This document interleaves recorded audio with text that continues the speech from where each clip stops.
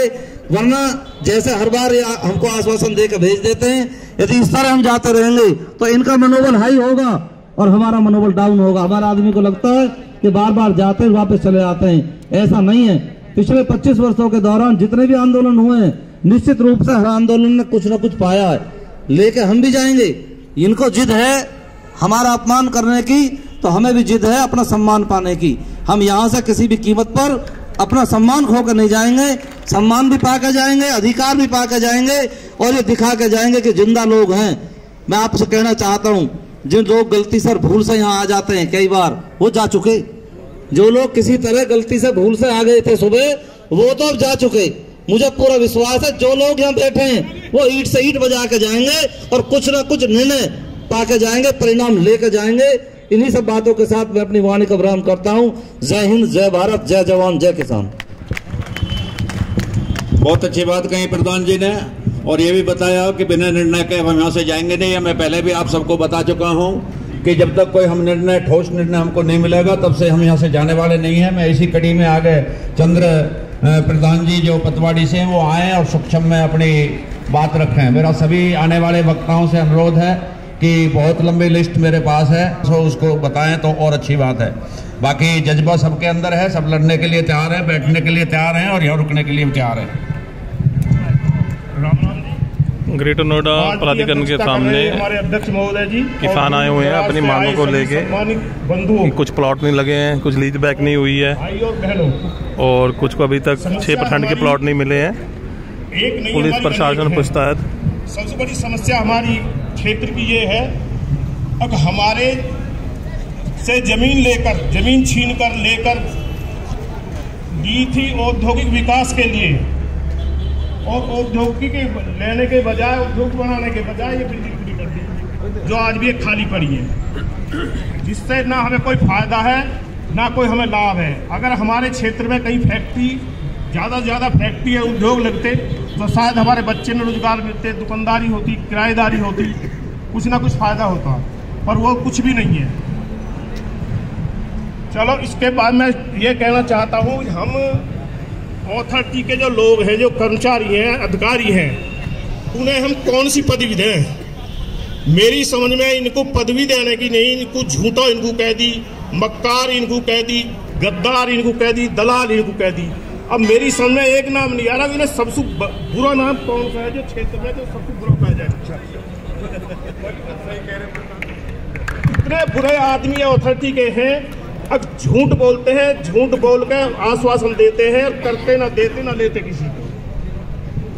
हर गांव में इन्होंने, मतलब हमारे गांव में, और भी मैं बताऊं, अपने गांव की बता रहा हूं मैं, हमारे गांव में फैसले में डीएम के दस्तखत, एसडीएम के दस्तखत और रमारमन जी के दस्तखत, जो सीओ थे यहाँ पहले, सबके दस्तखत लिख के दिया हमें फैसला, तुम्हारे गांव में 40% 40 मीटर के प्लॉट गरीब आदमी को भी देंगे। वो नहीं दिए।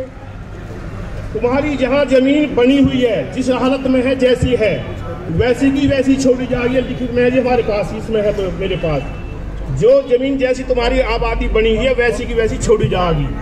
ये सारे लोग झूठे मक्कार आदमी हैं, इनका कभी विश्वास मत करो और अपनी रणनीति मजबूत करके बनाओ, मजबूत रणनीति बनाओ, जिससे कि इनकी आंख खुले और इन्हें टक्कर लेगा। कोई नाम आप पड़ जाए तो मुझे नाम बता दीजिए, गद्दारन को क्या कहें, क्या ना कहें। धन्यवाद। बहुत बढ़िया जी, बहुत बढ़िया। वाह प्रधान जी, ये आपने बहुत बढ़िया कही। पुराने नाम जो है वो हिज्जे हो चुके हैं इनके, और ये उन पर एक्शन नहीं कर रहे हैं, लेकिन आगे इनको क्या नाम दिया जाए उसके बारे में सोचना पड़ेगा, और वो इस चीज को सबके बीच में छोड़ के आ गए हैं। इसी कड़ी में मैं आगे राजेश उपाध्यक्ष जो हैं अजगर से, जिलाध्यक्ष हैं, वो आए और अपनी थोड़ी सी बात रखें सिस्टम में।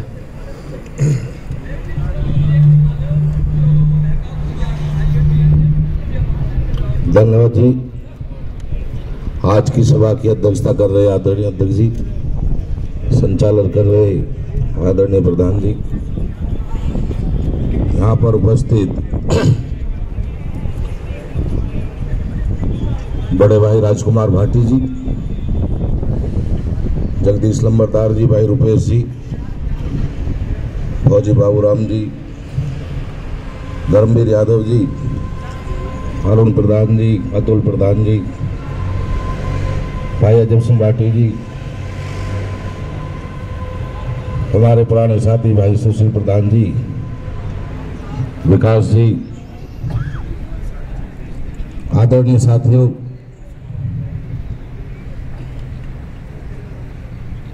सन 2000 के आसपास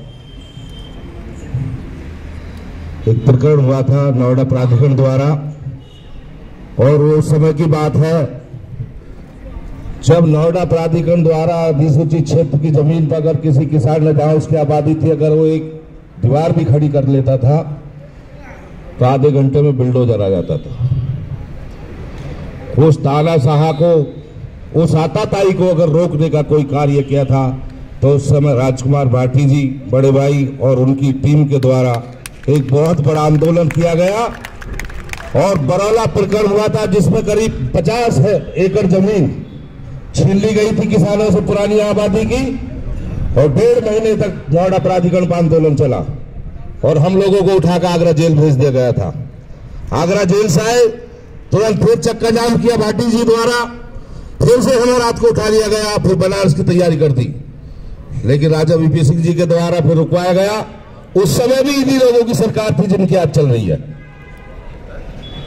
हमको फिर यहां कर दिया गया रात को, फिर हमने चक्का जाम कर दिया, और तीसरे दिन फिर हमें ये पता नहीं लगा कहां भेजा जा रहा था, लेकिन थानों में रखा गया।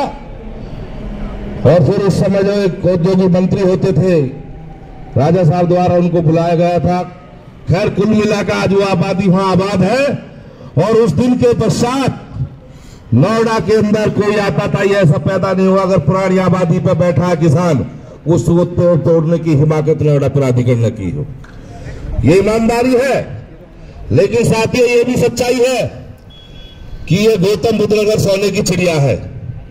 इस सोने की चिड़िया में आने के लिए बड़े बड़े अधिकारी अपने आकाओं से, छोटे छोटे चौकीदार टाइप के लोग अपने राजनीतिक वसूलों से, किसी भी महकमे के कोई भी अधिकारी, चाहे पुलिस प्रशासन हो, चाहे आरटी ऑफिस हो, चाहे जिला प्रशासन का ऑफिस हो, यहाँ अच्छे अच्छे अधिकारी अपने आकाओं के बल पर यहाँ स्थापित होना चाहते हैं, और जब यहाँ स्थापित हो जाते हैं तो इस सोने की चिड़िया से बहुत सा धन यहाँ से जो समेट कर जाते हैं, जिसका उदाहरण आपके सामने भी है। कितने प्राधिकरण के अधिकारी जेल चले गए, कितनों में मुकदमे चल रहे हैं, उसके बावजूद भी लोग यहां से जाने को तैयार नहीं है। कोई डेपुटेशन पे यहाँ बैंकों से आया, कोई यूपीएसआईडी से आया, कोई आपका जो पीडब्ल्यूडी से आया, और वे आज भी यहाँ विराजमान है। और जो नोएडा को यहाँ गंदा करके आए थे वो लोग, उनके ट्रांसफर अब धीरे धीरे ग्रेटर नोएडा यमुना प्राधिकरण में भी हो गए हैं, और उन्होंने वही नीति नोएडा प्राधिकरण वाली यहाँ अपनानी शुरू कर दी है।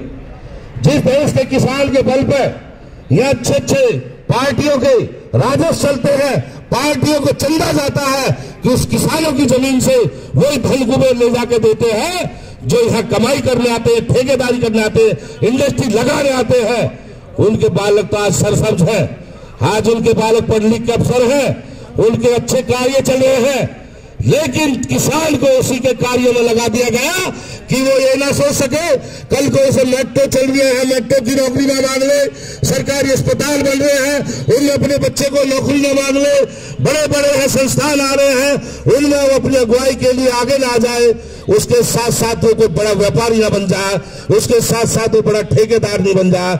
इसलिए उसको यहाँ उलझा के रखा गया है कि वो खाली अपनी जमीन के बदले मुआवजा और अपनी आबादी के लिए लड़ता रहे। और ये ईमानदारी है।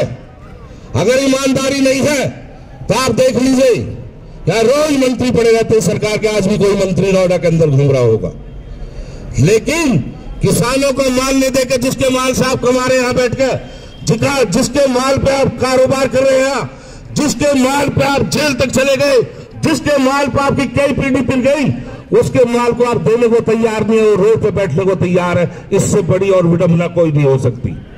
क्योंकि आपने देखा कि यहां 2011 में कोर्ट का आदेश हुआ, उस कोर्ट के अनुरूप इन्होंने आबादी नियमितकरण की बात करी। दूसरे जो लोग कोर्ट गए थे उनसे समझौते की बात करी, उनसे कोर्ट से रोक लिया। और 2011 से आज तक 2023 चल रहा है, इनके पास इतना समय नहीं हुआ कि उन किसानों की जमीन जो इन्होंने जो लिखित में वादे किए थे उसको नियमितीकरण कर दिया जाए।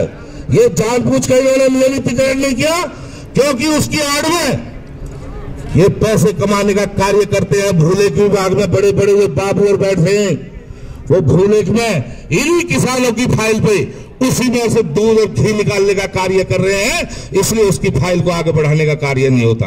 अगर ये सही है तो निश्चित कर दिया जाए, फाइलों को निश्चित किया जाए, कौन सी फाइल कितने दिन में कौन सी कितनी टेबल पास करेगी। एक गांव की आबादी उठा के देख लिया जाए, कितने समय में आप किसी गांव की पूरी आबादी का निस्तारण कर देंगे। एक गांव को जो अधिकारी बांट दिए जाए, लेकिन ये नहीं करना चाहते क्योंकि इनकी जेबें भरने से रुक जाएंगी, दलाली मलाली का काम रुक जाएगा। लेकिन सच्चाई ये है कि यहां पर चिट्टर लोग आ गए हैं, चिट्टर अधिकारी हैं, वो चीटिंग करते हैं किसानों से। बड़े बड़े चीटर लोग यहां रह रहे हैं जो काम करने के नाम पर खाली मीटिंगों में अपने आप को बताते हैं, कोर्ट के काम से बताते हैं। वो चिटर लोग किसान का कार्य नहीं करना चाहते। ऐसे चिटर लोगों की सूची बनाई जाए, ऐसे चिटर लोगों को मांग की जाए कि इनकी संपत्ति की जांच हो, और जितने लोग यहाँ नए अधिकारी आते हैं वह निश्चित किया जाए कि जब वो यहाँ आ रहे हैं तो उनके पास चल और अचल संपत्ति क्या थी, और जब वो यहां से जा रहे हैं तो उनके पास चल और अचल संपत्ति क्या है, ये किया जाए। आजकल तो इतना बड़ा काम हो गया, इस प्रदेश के अंदर, इस देश के अंदर आईएएस अधिकारी नहीं बचे या एसडीएम तहसीलदार नहीं बचे।